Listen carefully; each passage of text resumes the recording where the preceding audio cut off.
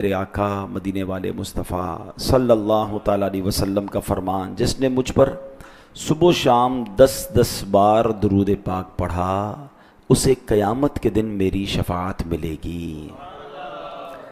10 بار درود پاک پڑھنے میں کتنا وقت لگتا ہے اور انعام کتنا بڑا ہے۔ اور ایک اور بڑی پیاری حدیث جو ہر جمعہ ہم کوشش کرتے ہیں ریپیٹ کریں تاکہ ریمائنڈر مل جائے کہ جمعے کا دن کتنا اسپیشل ہے درود پاک کے لیے، کہ حدیث پاک کا خلاصہ ہے کہ جو جمعہ کے دن 200 مرتبہ درود پاک پڑھ لے اس کے 200 برس کے گناہ معاف کر دیے جاتے ہیں۔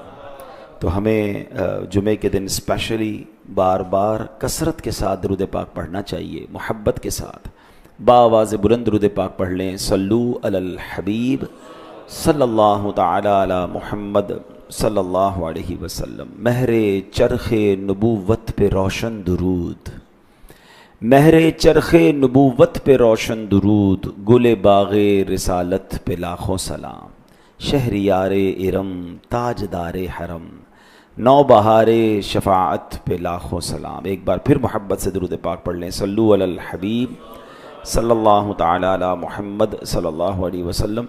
جو ہمارے مستقل ویور ہیں، حاضرین ہیں، انہیں معلوم ہے کہ ہم ہر جمعے قرآن پاک کی کچھ آیات یا کوئی ایک آیت اس کو پڑھتے ہیں، اس کا ترجمہ پڑھتے ہیں، اس کی تفسیر سمجھتے ہیں، میسج لینے کی کوشش کرتے ہیں۔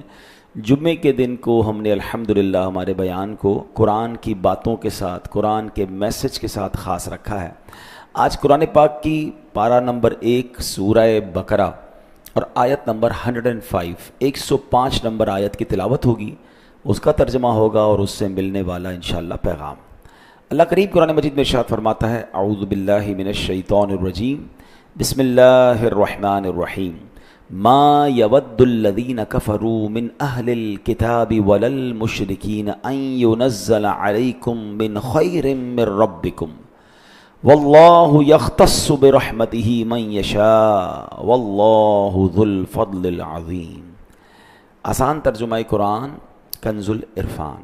اے ایمان والو، اے مسلمانوں، نہ تو اہل کتاب کے کافر چاہتے ہیں اور نہ ہی مشرک کہ تمہارے اوپر تمہارے رب کی طرف سے کوئی بھلائی اتاری جائے، حالانکہ اللہ جسے چاہتا ہے اپنی رحمت کے ساتھ خاص فرما لیتا ہے، اور اللہ بڑے فضل والا ہے۔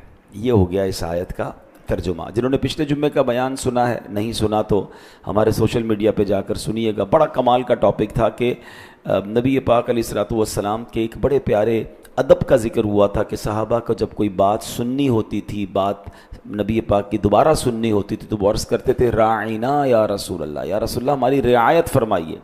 اور اللہ نے قرآن میں فرمایا تھا کہ اے ایمان والو، راعینا نہ کہو، انظرنا کہو، کیونکہ اس راعینا لفظ سے بدبخت جو غیر مسلم تھے، مشرکین تھے، تو دوسرا معنی نکالتے تھے اور وہ بے ادبی کا معنی تھا۔ تو آج جو ہے اب سوال یہ بنتا ہے کہ یہودی وہ گستاخی والا جملہ کہتے کیوں تھے؟ اب اسی کی کنٹینیوٹی ہے۔ آج جو آیت ہے سمجھ لیں پچھلے واقعے کی ایک تسلسل ہے کہ اب اس میں اللہ کریم نے قرآن پاک میں اس بات کا جواب دیا کہ کیا ریزن تھا کہ وہ معاذ اللہ نبی پاک علیہ السلام کی بارگاہ میں گستاخی کے جملے کہا کرتے تھے۔ اس کی وجہ کیا بتائی؟ ما یود الذین کفروا من اہل الکتاب والمشرکین۔ اے مسلمانوں، نہ تو اہل کتاب چاہتے ہیں اور نہ ہی مشرک۔ کیا نہیں چاہتے؟ آگے بتایا قرآن نے، ان ینزل علیکم من خیر من ربکم، فرمایا ان ینزل علیکم من خیر من ربکم، کہ تمہارے اوپر تمہارے رب کی طرف سے کوئی بھلائی اتاری جائے۔ کتنا حسد ہے انہیں، ان کو کتنا پرابلم ہے، ان مشرکین کو، ان یہودیوں کو، اس زمانے کے لوگوں کو، اور آج بھی ہے، کہ مسلمانوں پر بھلائی نہ اتر جائے، مسلمانوں سے ان کا رب راضی نہ ہو جائے، ان پہ برکتوں کا نزول نہ ہو جائے۔ اب طریقہ کیا انہوں نے اپنایا کہ وہ خود بھی گستاخی والے الفاظ استعمال کرتے تھے اور چاہتے تھے مسلمان بھی معاذ اللہ ان گستاخانہ جملوں کو دہرانا شروع کر دیں، مگر یہ بدبخت جانتے نہیں۔ اللہ نے سبحان اللہ مسلمانوں کو اگلی آیت میں انعام کیا دیا، واللہ یختص برحمتہ من یشاء واللہ ذو الفضل العظیم۔ حالانکہ اللہ جسے چاہتا ہے اپنی رحمت کے ساتھ خاص فرما لیتا ہے. جنہیں بچانا ہوتا ہے، جنہیں نوازنا ہوتا ہے، جنہیں عروج عطا کرنا ہوتا ہے، یہ اللہ کی شان ہے کہ اللہ انہیں اپنی رحمت کے ساتھ خاص فرما لیتا ہے. اور اللہ بڑے فضل والا ہے. اے میرے پیارے اسلامی بھائیوں، کیوں کہ ہمیں نسبت ہے جناب رسول اللہ علیہ الصلوۃ والسلام سے. اس نسبت کی برکت سے، اس غلامی کی برکت سے اللہ مسلمانوں پر رحمتوں کی بارش نازل فرماتا ہے. کیا خوبصورت شاعر نے بات کہی نا، ہر کرم کی وجہ یہ فضل عظیم، صدقہ ہیں سب نعمتیں اس فضل کا، بے سبب اس کی عطائیں بے شمار، بے غرض اس کے کرم بے انتہا، اپنے بندوں کو خدائے پاک نے اس کے صدقے میں دیا جو کچھ دیا. یعنی نبی پاک کی غلامی ملی، سرکار علیہ الصلوۃ والسلام کا دامن ملا، تو اللہ قرآن میں فرما رہا ہے کہ اللہ کچھ لوگوں کو اپنی رحمت کے ساتھ خاص کر لیتا ہے. اللہ بڑے فضل والا ہے. اب یاد رکھیے، غیر مسلم کو یہ بات بہت اچھی طرح معلوم ہے جو ہمیں معلوم نہیں ہے. کہتے ہیں نا، دشمن کو بعض اوقات ہمارا وہ پرابلم پتہ ہوتا ہے جو ہم ریئلائز ہی نہیں کر رہے ہوتے. انہیں یہ پتا ہے کہ اگر اس قوم کو برباد کرنا، یہ ابھی سے نہیں، صدیوں سے پتا ہے ان کو کہ اگر مسلمانوں کو تباہ و برباد کرنا ہے، مسلمانوں کو اپنے رب سے دور کرنا ہے، مسلمانوں کے ایمان کو کمزور کرنا ہے، تو ایک ہی طریقہ ہے کہ ان کے دل سے محبت رسول نکال دو، ان کے دل سے نبی پاک سے محبت نکال دو. کیونکہ یہ اپنے نبی سے جب تک محبت کریں گے، یہ کتنے ہی گناہ گار کیوں نہ ہو جائیں، اگر کبھی ایسا موقع آئے گا تو یہ اپنی جان دینے سے بھی دریغ نہیں کریں گے، اپنے آقا پر اپنا سب کچھ قربان کر دیں گے. اور آج بھی کتنا ہی گناہ گار کیوں نہ ہو مسلمان، ایک وقت کا نمازی نہ ہو، بے شک برے کاموں میں پڑا ہوا ہو، لیکن نبی پاک پر بات آ جائے تو وہ آج بھی گناہ گار اپنا سب کچھ قربان کرنے کے لیے تیار ہو جاتا. اور یہی بات ان بدبختوں کو پتا ہے کہ اگر ان کا ایمان کمزور کرنا ہے تو دیر از اونلی ون وے. اور یہ بات شاعر مشرق ڈاکٹر اقبال نے بہت پہلے کہہ دی تھی کہ وہ فاقہ کش کے موت سے ڈرتا نہیں ذرا، وہ فاقہ کش کہ موت سے ڈرتا نہیں ذرا، روح محمد اس کے بدن سے نکال دو.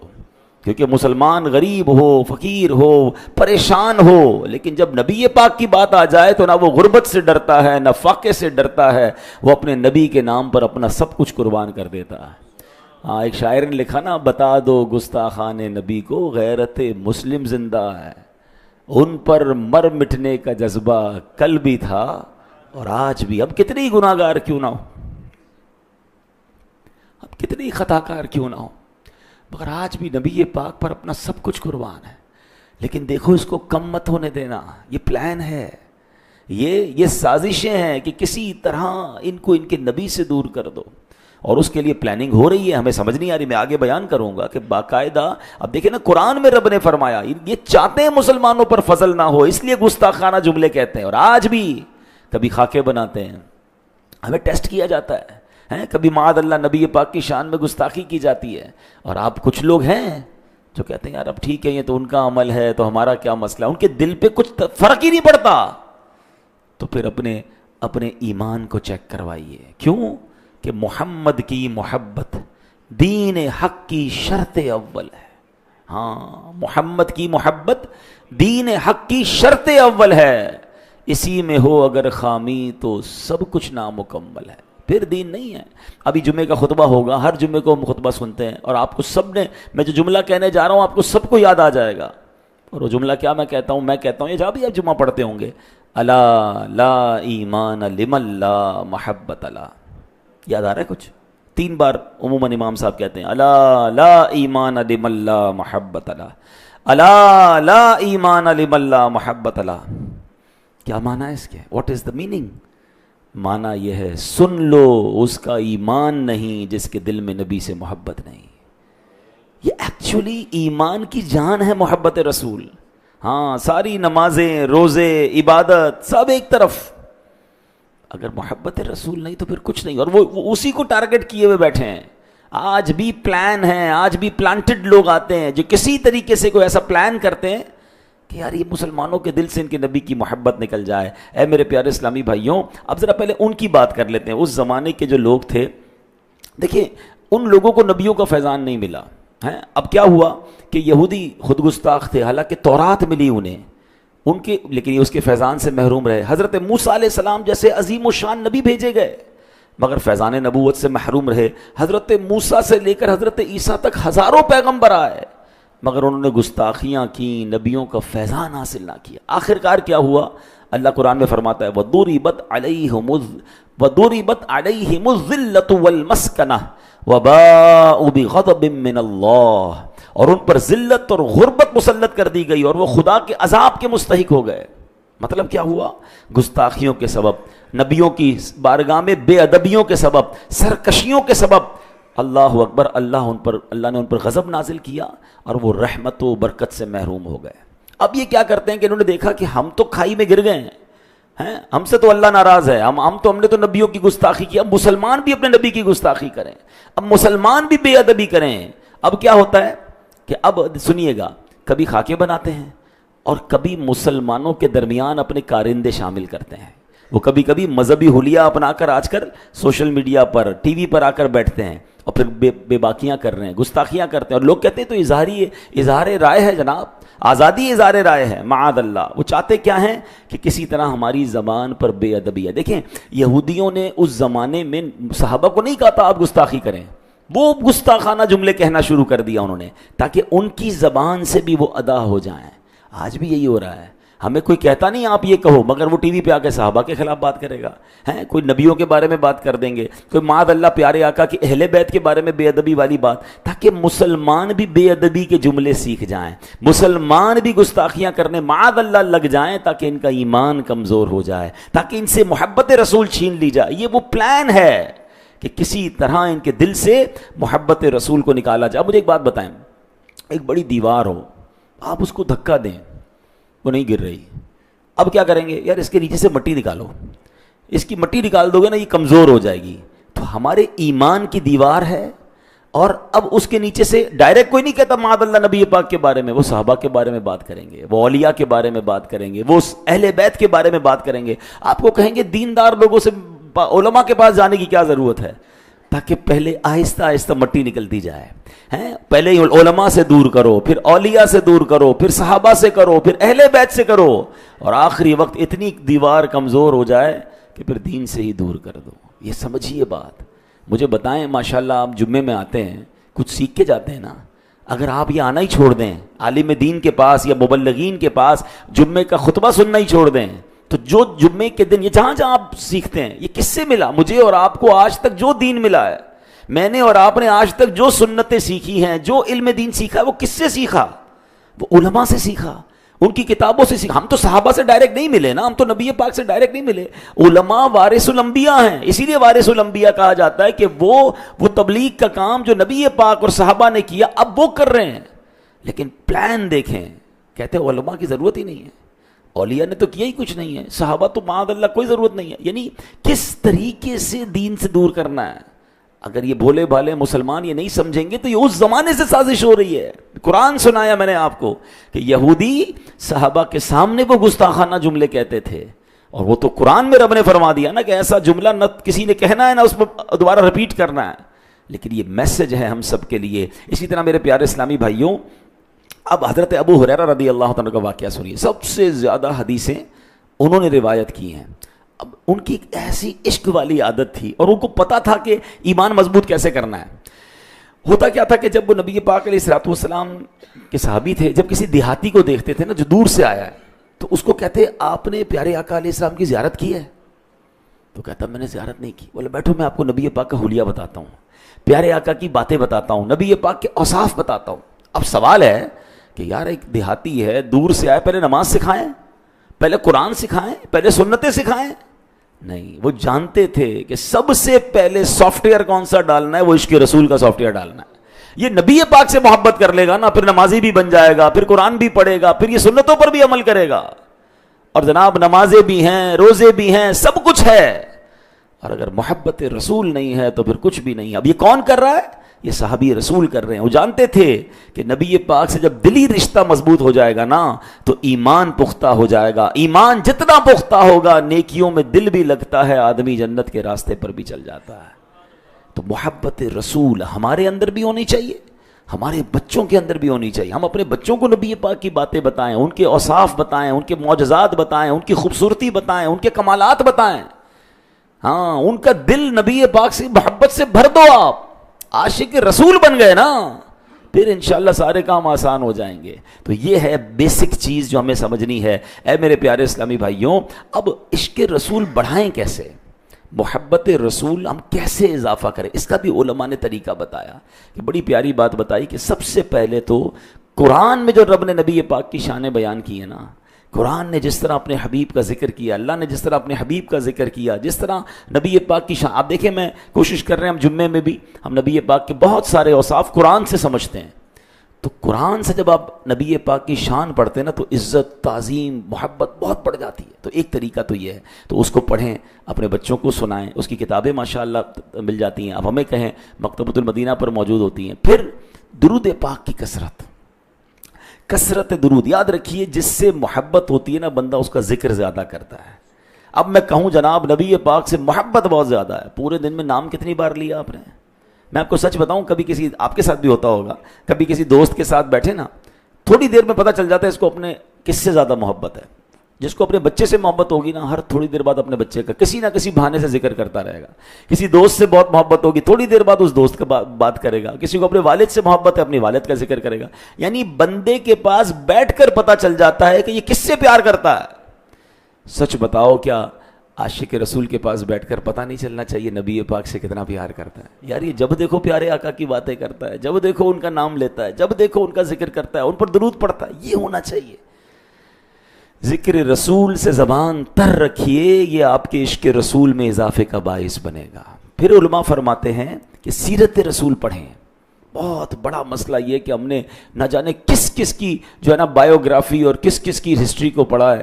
نہیں پڑھا تو نبی پاک کی سیرت کو نہیں پڑھا. یار جس نبی کا کلمہ پڑھا ہمیں پتہ ہی نہیں ہے کہ ان کی مکی زندگی کیسی تھی، ان کی مدنی زندگی کیسی تھی. واللہ آپ توجہ کے ساتھ ایک بار پیارے آقا کی پوری لائف کو پڑھ لیں، سیرت رسول کو پڑھ لیں، آپ دیوانے ہو جائیں گے. آپ کے مزے کو مزہ آ جائے گا. میں آپ کو ایک بہت ساری کتابیں، ہزاروں، بلکہ سچی بات یہ صدیاں ہو گئی نبی پاک کی سیرت لکھی جا رہی ہے، مگر بات پوری نہیں ہو رہی ہے. ہاں یہ بھی کمال ہے. پیارے آقا کے اوصاف کا ایک کمال یہ ہے کہ ان کی تعریف میں، ان کی شان میں 1400 سال سے لکھا جا رہا ہے، مگر بات پوری نہیں ہو رہی. کیوں نہیں ہو رہی؟ شاعر کہتے ہیں نا، زندگیاں ختم ہوئیں اور قلم ٹوٹ گئے. زندگیاں ختم ہوئیں اور قلم ٹوٹ گئے، آقا تیرے اوصاف کا ایک باب بھی پورا نہ ہوا. ایک چیپٹر بھی ابھی تک کمپلیٹ نہیں ہوا ہے. کیوں؟ دلدار بڑے آئے، محبوب بڑے دیکھے، جو دیکھے سبھی ان کے قدموں میں پڑے دیکھے. ارباب نظر کو کوئی ایسا نہ ملے گا، بندے تو بہت مل جائیں گے پر آقا نہ ملے گا. تاریخ اگر ڈھونڈے گی ثانی محمد، ثانی تو بڑی چیز ہے، سایہ نہ ملے گا.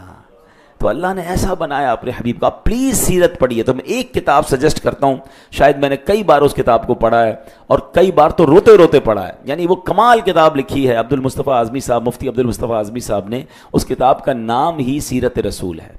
اور آپ اس کتاب کو پڑھ لیں، بالکل چیپٹر وائز انہوں نے اس کو بنایا ہے کہ پیارے آقا کی ولادت سے پہلے کے واقعات کیا تھے، ولادت کے وقت کے واقعات کیا تھے، بچپن میں لائف مبارک، زندگی مبارک کیسی تھی، پھر ابتدائے اسلام کے واقعات کیا تھے، پھر ہجرت مدینہ کا واقعہ اس میں پڑھیں، مدینہ پہنچ کر پھر پہلی ہجری میں کیا ہوا، پھر جنگ بدر کیسے ہوئی، غزوہ احد کیسے ہوئی، صلح حدیبیہ کیسے ہوا، اس کے بعد فتح مکہ کیسے ہوا. اللہ اکبر. آپ کو ایسا لگے گا آپ اس دور میں پہنچ گئے ہیں.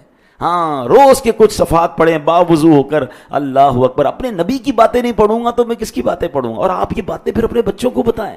پھر اس میں نبی پاک کے معجزات بھی ہیں، نبی پاک کا حسن بھی ہے، پیارے آقا کے اعضاء کے کمالات ہیں. سبحان اللہ. آپ کو ایسا لگے گا آپ اس دور میں پہنچ گئے ہیں. تھوڑا وقت نکالیں. ہاں جس کا کلمہ پڑا ہے، تیرے صدقے میں آقا سارے جہان کو دین ملا، جن کے صدقے دین ملا ہے ان کے بارے میں تو جانو نا یار. پتہ ہی نہیں ہمیں ان کے بارے میں. یقین کریں میں 4-6 سوال کروں اس کے بعد جواب نہیں ہوگا کسی کے پاس. اور جناب اپنے کرکٹروں کے بارے میں تو جناب پتہ نہیں، فٹ بالر کے بارے میں، دنیا بھر کے لوگوں کے بارے میں معلومات ہے. ہماری نبی پاک سے محبت کی کمی کی وجہ بھی یہ ہے، ہم ان کی سیرت نہیں پڑھتے، ہمارا کنیکشن کمزور ہوتا جا رہا ہے. نہ کریں ایسا. ہمیں اپنے ماں باپ کے بارے میں اتنا پتہ نہیں ہونا چاہیے جتنا ہمیں نبی پاک کے والدین کے بارے میں پتہ ہونا چاہیے. اتنی نبی پاک علیہ الصلوۃ والسلام کی سیرت کا ہمیں مطالعہ. میرا سب کچھ میرے آقا ہے نا، میرے تو آپ ہی سب کچھ ہے رحمت عالم. میں جی رہا ہوں زمانے میں آپ ہی کے لیے. اللہ کرے ایسے بن جائے. اب قرآن پاک کی آیت کا اگلا حصہ واللہ یختص برحمتہ من یشاء واللہ ذو الفضل العظیم. حالانکہ اللہ جسے چاہتا ہے اپنی رحمت کے ساتھ خاص فرما لیتا ہے اور اللہ بڑے فضل والا ہے. اب پچھلی بات تو ہم نے سمجھ لی کہ یہودی اور یہ عیسائی جو تھے یا اس زمانے کے مشرکین تھے، اور اب بھی جو لوگ اسلام دشمن ہیں وہ مسلمانوں کے حسد میں مبتلا ہیں. مگر سبحان اللہ، اللہ کریم جسے چاہے اپنے فضل کے ساتھ خاص فرما لیتا ہے. اچھا، یہ جو فضل کے ساتھ خاص فرمانا نا، اس پہ بڑی خاص حدیث ہے. میں نے خود بھی زندگی میں پہلی بار اس حدیث کو آج پڑھا ہے، آپ سنیں مزہ آ جائے گا. ایک حدیث پاک ہے، فضل خداوندی مسلمانوں پر کیسا ہے، نبی پاک کے امتیوں پر کیسا ہے، پیارے آقا نے کس طرح بیان فرمایا. بڑی پیاری اگزامپل ہے، ذرا غور سے سنیے گا.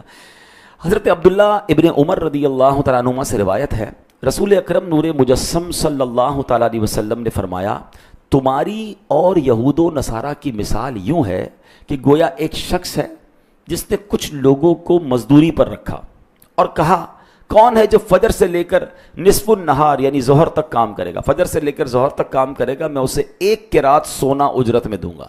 سونا 1 قرات کتنا ہوتا ہے؟ 218 ملی گرام تقریباً.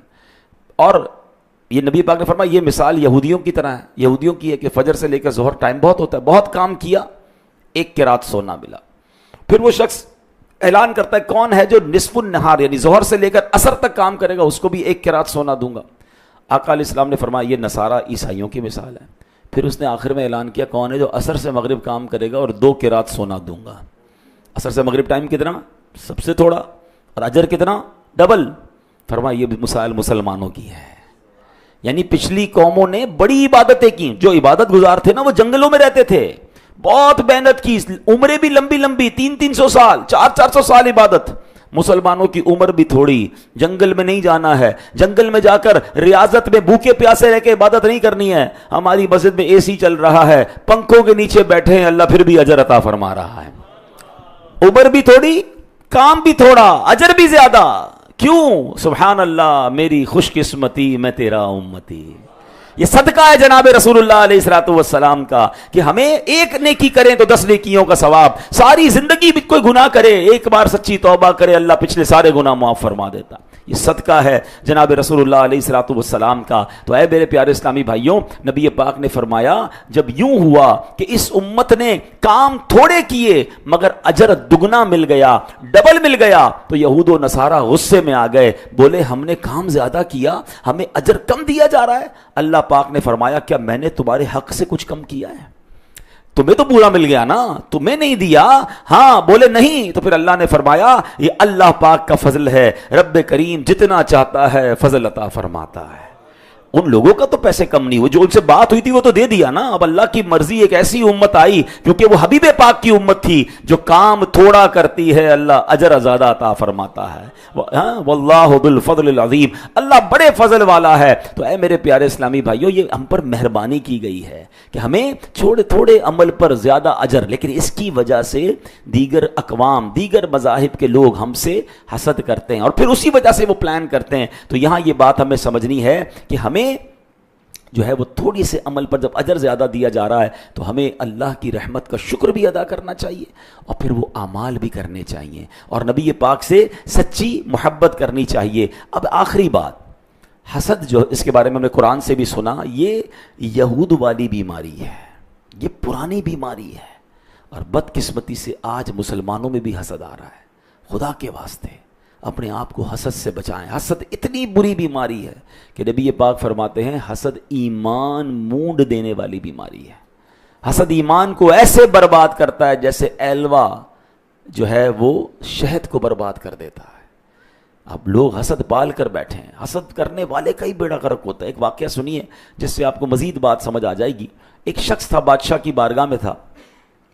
سبق آموز کے واقعہ کتابوں میں لکھا ہے کہ وہ بادشاہ کے پاس رہتا تھا اور بادشاہ نے اس اپنے بندے کو، اپنے درباری کو بڑا رتبہ دیا ہوا تھا. اس کی باتیں بڑی اچھی ہوتی تھی. وہ ایک جملہ بار بار کہا کرتا تھا، احسان کرنے والے کو احسان کا بدلہ دو اور برے شخص سے برائی سے پیش آؤ، کیونکہ برے انسان کے لیے تو خود اس کی برائی ہی کافی ہے. برے شخص سے برائی سے پیش نہ آؤ، کیونکہ برے شخص کے لیے تو اس کی برائی کافی ہے. ہم کیا کرتے ہیں, یار اس نے برا کیا میں اس کو نہیں چھوڑوں گا, اس کو چھوڑ دیں, اس کی برائی اس کے لیے کافی ہے. آپ اچھے بندے اچھا کام کرنے والے, احسان کرنے والے کو احسان سے جواب دیں, نیکی کا جواب نیکی سے دیں. کوئی برائی کر رہا ہے آپ برائی نہ کریں, چھوڑ دیں اس کی برائی کے حوالے, اس کی برائی کافی ہے. وہ اس کا ایک جملہ بڑا مشہور تھا, بادشاہ کو بڑا پسند تھا. اب اس کے دیگر وزیروں کو حسد ہو گیا کہ یار یہ بندہ ہر وقت بادشاہ کے قریب ہے. پلان کیا کہ کسی طرح بادشاہ کے کان بھرتے ہیں اور اس کو مروا دیتے ہیں. بادشاہ کو کہا, بادشاہ سلامت, یہ جو آپ جس درباری کے بڑے گن گاتے ہیں نا, بڑا شریف ہے, بڑا اچھی باتیں کرتا ہے, یہ آپ کے بارے میں پیچھے بری باتیں کرتا ہے. کہا نہیں ایسا نہیں ہو سکتا. کہا بادشاہ سلامت, یہ تو کہتا ہے بادشاہ کے منہ سے بدبو آتی ہے. کہا اچھا میرے بارے میں ایسا کہتا ہے. کہاں, کل دیکھ لیجئے گا, کل آئے گا تو اپنے منہ پہ ہاتھ رکھ کے ناک بند کر کے آپ سے بات کرے گا. کہا ٹھیک ہے آنے دو کل. اب ان درباریوں نے کیا کیا, اس بندے کی گھر پہ دعوت کی اور اس کو کچا لہسن, پیاز اور ساری چیزیں کھلا دیں. اب یہ جب صبح دربار میں جانے کا ٹائم ہوا, کہتا ہے یار منہ سے بدبو آ رہی, بادشاہ کو کیسا لگے گا. وہ اپنے منہ پہ ہاتھ رکھ کے گیا. تو بادشاہ سمجھ گیا کہ یہ تو وہی بات ہے, حاسد یہی کرتے ہیں نا, چغل خور, کان بھرتے ہیں الٹا. بادشاہ نے کہا یہ بندہ میری بے عزتی کر رہا ہے, میرے بارے میں یہ سوچ رہا ہے کہ میرے منہ سے اسمیل آتی ہے. ایک خط لکھا بادشاہ نے ایک سپاہی کے نام کہ جو یہ خط لے کر آ رہا ہے اس کی گردن اڑا دو اور اس کی خال کے اندر بھوسا بھر کر اس کی لاش مجھے بھیجنا. بڑا غصہ بادشاہ کو, خط پکڑا دیا اس کو, جاؤ جا کے اس وزیر کو دینا, اس سپاہی کو دینا, پڑھنا نہیں. اور وہ جو حسد کرنے والا تھا وہ سارا ماجرا دیکھ رہا ہے کہ یار میں تو سمجھا بادشاہ سلامت آج اس کو مروا دے گا. بادشاہ نے تو تحفہ, کیونکہ بادشاہ کا یہ انداز ہوتا تھا کہ وزیر کے پاس بھیجتا تھا یا سپاہی کے پاس بھیجتا تھا کہ اس کو اتنے پیسے انعام میں دے دو. تو وہ تو سمجھا کہ اس کو انعام دے دیا بادشاہ نے. تو جیسے ہی وہ بندہ باہر نکلا تو وزیر نے کہا یہ پرچہ مجھے دے دو, میں پہنچا دیتا ہوں سپاہی کو. ٹھیک ہے آپ پہنچا دیں. اس بندے کو تو کوئی پرابلم نہیں تھا, اس نے وہ پرچہ اس کو پکڑا دیا. اب جو حاسد تھا, حسد کرنے والا بندہ تھا وزیر, وہ پہنچ گیا اس سپاہی کے پاس اور جا کے خط پکڑایا. جیسے ہی خط کھولا تو اس نے تو تلوار نکالی, کہ تمہاری تو گردن اڑانے کا حکم ہے. کہ نہیں نہیں میرا خط نہیں ہے, یہ خط تو اس کو ملا تھا. کہ نہیں بادشاہ نے یہ لکھا ہے جو خط لے کر آیا اس کو مارنا ہے. اس کا گردن بھی اڑائی, اس کی لاش میں بھوسا بھر گیا. اگلے دن صبح ہوئی تو وہ بندہ پھر پہنچ گیا بادشاہ کی بارگاہ میں. کہتا ہے یا بادشاہ سلامت, احسان کرنے والے کا بدلہ احسان سے دیجئے اور برائی کرنے والے کو اس کی برائی پر چھوڑ دیجئے, برائی کافی ہے اس کے لیے. بادشاہ کہتا ہے تم زندہ کیسے ہو؟ کہ کیوں, کیا ہو گیا؟ کہ کل تم آئے تھے, میں نے تمہارے لیے آرڈر دیا تھا. کہ وہ پرچہ تو میں نے فلاں بندے کو پکڑا دیا. کہ فلاں بندے کو پکڑا, وہ تمہارے بارے میں وہی تو کہتا تھا. کہ بادشاہ سلامت میں تو آپ کا ادب کر رہا تھا, میرے منہ سے کل اسمیل آ رہی تھی, میں نے لہسن کھایا ہوا تھا, اس لیے منہ پر ہاتھ رکھا کہ آپ کو تکلیف نہ ہو. تو بادشاہ کہتا ہے جو تم کہتے تھے وہ صحیح تھا کہ احسان کا بدلہ احسان سے دے دو, برائی کرنے والے کے لیے اس کی برائی کافی ہے. یہ واقعہ ہے, مگر یقین کریں جو آج اگر ہم آج کے سینیریو میں دیکھیں نا, جو دوسرے کے لیے گڑھا کھودتا ہے نا اس کا بگاڑ کچھ نہیں سکتا. وہ ایکچولی اپنا بگاڑ رہا ہوتا ہے, وہ اپنا سب کچھ برباد کر رہا ہوتا ہے. حدیث پاک میں آتا ہے حسد نیکیوں کو اس طرح کھا جاتا ہے جیسے آگ لکڑی کو کھا جاتی. حدیث کے الفاظ سنیں, ایاکم والحسد فإن الحسد یأکل الحسنات کما تأکل النار الحطب. آقا فرماتے ہیں حسد سے بچو, حسد نیکیوں کو یوں کھا جاتا ہے جیسے آگ لکڑی کو کھا جاتی ہے. اب میں آپ سے پوچھتا ہوں, آپ نے ابھی جمعے کی نماز پڑھی ہے, ٹھیک ہے, ہو سکتا ہے آپ میں سے کوئی روزے سے ہو, تلاوت بھی کرے, صدقہ خیرات بھی کرے, بڑی مشکل سے سارا دن نیکیاں کرے اور رات جا کر ان نیکیوں کو آگ لگا دے. تو کتنا افسوس ہوگا کہ یار اس لیے نیکیاں کی تھی. دنیاوی مثال دیتا ہوں, سارا دن کام کریں, جاب کریں, محنت کریں, مزدوری کریں اور آخر میں گھر جا کر سارے دن کی کمائی کو رکھیں اور آگ لگا دیں. کیا کہیں گے؟ عقل مند کہیں گے اس بندے کو, یار پورے دن کی کمائی کو آگ لگا دی, کمایا کیوں تھا؟ نیکیوں کو آگ لگ جاتی ہے اگر بندہ حسد رکھتا ہے. اور آج اتنا حسد عام ہو گیا, بھائی کو بھائی سے حسد, بہن کو بہن سے حسد, دوست کو دوست سے حسد. کیوں ہم حسد کرتے کیوں ہیں؟ یاد رکھیں اللہ پاک کی مرضی, وہ جسے جو چاہے عطا فرمائے, وہ خالق ہے, وہ مالک ہے. ہم اللہ کی تقسیم پر کیسے اعتراض کر سکتے ہیں؟ اس کو گاڑی کیوں مل گئی, اس کو بنگلہ کیوں مل گیا, یہ ترقی کیوں کر گیا, میں پیچھے, یہی تو حسد ہے نا. ایکچولی حسد یہ کہ جب اگلا ترقی کرتا ہے تو پرابلم ہو جاتی ہے. کیوں پرابلم ہو رہی ہے؟ اللہ عطا فرما رہا ہے, ہم اللہ کی تقسیم پر اعتراض کر رہے ہیں. یہ حرام, جہنم میں لے جانے والا کام. اچھا ایک اور عجیب بات, جس سے حسد ہے نا اس کا بگاڑ کچھ نہیں سکتے ہم. ایسا تھوڑی کہ میں حسد کروں گا تو وہ نیچے ہو جائے گا. اللہ نے عزت رکھی ہے, سارے پاکستان اس سے حسد کرے نا کچھ بھی نہیں کر سکتا اس کا. ہاں وَتُعِزُّ مَن تَشَاءُ وَتُذِلُّ مَن تَشَاءُ بِيَدِكَ. ہم اپنا ہی نقصان, ایک تو نیکیاں برباد کر رہے ہیں, الٹا حسد کرنے والے کا ایک اور پرابلم کیا, اس کو نیند نہیں آتی, اس کو ٹینشن بڑی رہتی ہے, وہ بے سکون ہو جاتا ہے کیونکہ وہ جل رہا ہے نا, وہ آگ میں جل رہا ہے, حسد ہو رہا ہے, جیلسی ہو رہی ہے. ہمیں آ کر کچھ لوگ کہتے ہیں کبھی کبھی نیند نہیں آتی، دماغ بہت سوچ رہا ہوتا ہے، تو چیک کریں کسی کا حسد تو نہیں پال لیا۔ اچھا حسد جو ہے نا ہمیشہ یاد رکھے کسی جاننے والے سے ہی ہوتا ہے۔ ہاں مجھے کراچی میں رہتے ہوئے نائجیریا کے کسی بندے سے حسد نہیں ہوگا، جانتے ہی نہیں تو کیا حسد ہوگا، کسی رشتہ دار سے ہوگا، کسی دوست سے ہوگا، ہاں کسی کاروبار ہم جیسے کاروبار کرنے والے سے ہوگا، ہم جیسی فیلڈ کے لوگوں کے ساتھ ہوگا۔ اور یہ سوچنا چھوڑ دیں کہ مجھے حسد نہیں ہو سکتا، حسد تو نبی کے بیٹے کو کروا دیا تھا، قابیل اور حابیل میں کیا پرابلم تھا؟ تو ہمیشہ یاد رکھیں یہ حسد پروف کوئی نہیں ہوتا، اپنے آپ کو چیک کرتے رہنا ہوتا ہے کہ یار کوئی ہے کہ جس کی ترقی میں مجھے پرابلم ہوتی ہے، کسی کی تعریف کریں تو مجھے تکلیف ہوتی ہے، اگر ہو رہی ہے تو توبہ کریں، حسد کو نکالیں اپنے اندر سے۔ میں حسد کر کے سامنے والے کا کچھ نہیں بگاڑ رہا، میں اپنا بگاڑ رہا ہوں، میری نیکیاں برباد، میری بے سکونی، میں جہنم کی آگ تیار کر رہا ہوں۔ نہیں، اپنے دل صاف کریں یار، خوش ہونا سیکھیں، لوگوں کی ترقی میں خوش ہونا سیکھیں۔ ہاں یہ جملہ سیکھ جاؤ کہ سب کا بھلا سب کی خیر، سب کے بھلے میں اپنی خیر۔ کوئی آ کر بتائے نا یار اس نے نیا بنگلہ بنا لیا، اللہ اور برکت دے، اچھا ہوتا یہی ہے، اس لوگوں کے سامنے ہی کہہ رہے تھے ارے ماشاءاللہ اللہ اس کو برکت دے، دل میں تکلیف ہو رہی ہے، 2 نمبر کے پیسے سے بنایا ہوگا بھائی، ہاں فلاں نے نئی گاڑی لے لی ہے، ہاں ہاں ماشاءاللہ مٹھائی کب کھلاؤ گے، اچھا اس کے سامنے بڑے اچھے بن رہے ہیں، باہر نکل کے کہتے ہیں سود کے پیسے سے لی ہوگی۔ یار اللہ نے اس کو، اچھا اگر اس نے غلط کیا ہے تو تم کو آڈیٹر کس نے بنایا؟ وہ جانے، اس کا رب جانے نا، اس کا بنگلہ غلط، اس کا کاروبار غلط، وہ آپ کو کس نے کہا چیک کرنے کو؟ وہ اللہ اور جانے، وہ جانے۔ ہم ترقی میں خوش نہیں کیوں نہیں ہو رہے؟ یار یہ مشہور کیسے ہو گیا، اس کو تو ہمارے محلے میں کوئی نہیں جانتا تھا، اچھا اتنا خوبصورت کیوں ہے، میرا چہرہ ایسا کیوں نہیں؟ یہ اللہ کی تقسیم ہے۔ ہاں میرے رب کے خزانے ختم نہیں ہو گئے، حسد کی بجائے ایک اور کام کرنا شروع کر دیں، اور وہ کیا ہے؟ اس کو کہتے ہیں رشک۔ اے اللہ اس کو دیا ہے اور دے دے، مجھے بھی دے دے۔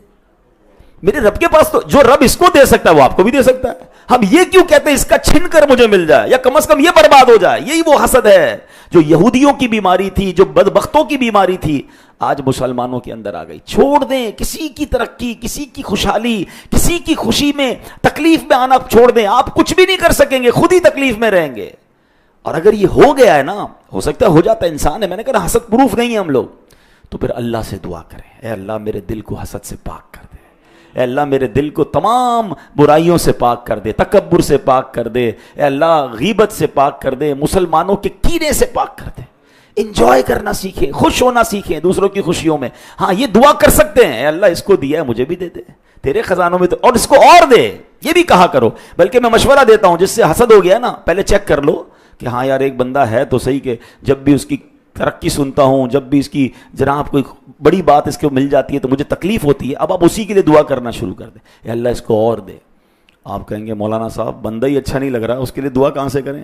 تو اس کا مطلب پرابلم ہے نا کہ تمہیں مسلمان کے لیے دعا کرنے میں بھی پرابلم ہو رہی ہے، یہی تو حسد ہے، یہ تو ٹیسٹر ہو گیا نا، کہ اتنا گندا ہو گیا میرا دل کہ میں اس کی دعا نہیں کر پا رہا، دعا کرتا ہوں تو برا لگتا ہے۔ یہی چیکنگ تھی، یہی ٹیسٹ تھا، یہی وائرس ہے، اور یہ وائرس نکلے گا ہی ایسے کہ آپ جس سے حسد ہے اس کے لیے دعا کریں، تھوڑے دن لگیں گے، پھر یہ وائرس اتر جائے گا، پھر کلین ہو جائے گا، اور آپ کو کوئی آ کر کہے گا نا یار اس کی ایک اور فیکٹری لگ گئی ہے، تو آپ کہیں گے میں بھی تو دعا کرتا ہوں، کوئی مسئلہ نہیں، کلین ہو جاؤ گے۔ اگر اپنے آپ کو صاف کرنا ہے تو جس کی تعریف میں، جس کی ترقی میں پرابلم ہے اسی کے لیے دعا کریں۔